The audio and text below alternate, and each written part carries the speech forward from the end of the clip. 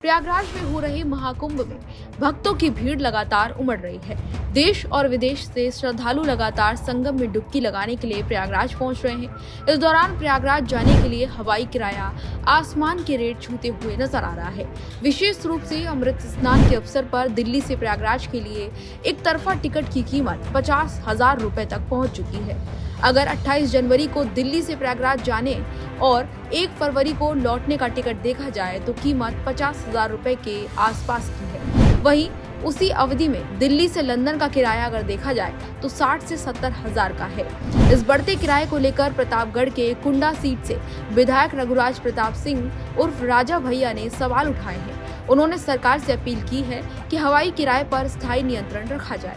राजा भैया ने जहां महाकुंभ के लिए उड़ानों की संख्या बढ़ाए जाने पर खुशी जताई है, वहीं विमान कंपनियों द्वारा बढ़ाए गए किराए पर भी चिंता व्यक्त की है। उनका कहना है कि महाकुंभ के लिए उड़ानों की संख्या बढ़ना सुखद है, लेकिन इतने महंगे किराए देखकर ऐसा लग रहा है कि कंपनियों का उद्देश्य यात्रियों की सुविधा नहीं बल्कि मुनाफा कमाना है। राजा भैया ने डीजीसीए इंडिया और भारत सरकार को टैग करते हुए सरकार से इस मुद्दे पर ध्यान देने की अपील की है और कहा कि हवाई किराए पर स्थायी नियंत्रण रहना चाहिए।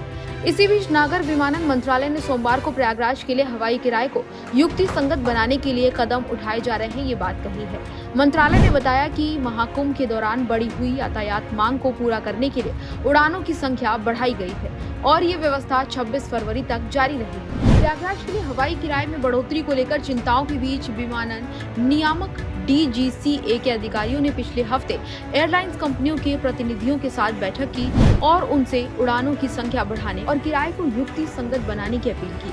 वर्तमान में विभिन्न भारतीय शहरों से प्रयागराज के लिए लगभग 80,000 मासिक सीटों के साथ ही 132 उड़ानें संचालित हो रही हैं। दिसंबर 2024 में प्रयागराज 8 शहरों से सीधा जुड़ा था, अब ये संख्या बढ़कर 17 हो गई है। बता दें कि मंत्रालय ने बयान में ये भी कहा कि नागर विमानन मंत्री के राम मोहन नायडू ने एयरलाइंस कंपनियों के साथ ये सुनिश्चित करने को कहा कि विशेष स्नान पर्वों के दौरान हवाई किराए को नियंत्रण में रखा जाए। इसके साथ ही एयरलाइंस कंपनियों को लेकर ये सलाह भी दी गई है कि यात्रियों को समस्या ना हो। इसी कड़ी में आकाशा एयरलाइन 28 और 29 जनवरी को अहमदाबाद से विशेष उड़ानें संचालित करेगा।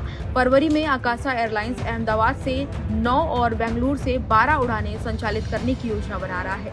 वहीं अगर बात की जाए स्पाइस जेट की तो फरवरी 2025 से दिल्ली, चेन्नई, गुवाहाटी, बेंगलुरु, अहमदाबाद, मुंबई, जयपुर और हैदराबाद से प्रयागराज के लिए उड़ान सेवा शुरू करने की तैयारियां भी की जा रही हैं। ऐसे में लगातार उड़ानों के बढ़ते रेट को ध्यान में रखते हुए कई तरह की बातें अब हो रही हैं, जिस पर कहा जा रहा है कि ध्यान भी दिया जाएगा।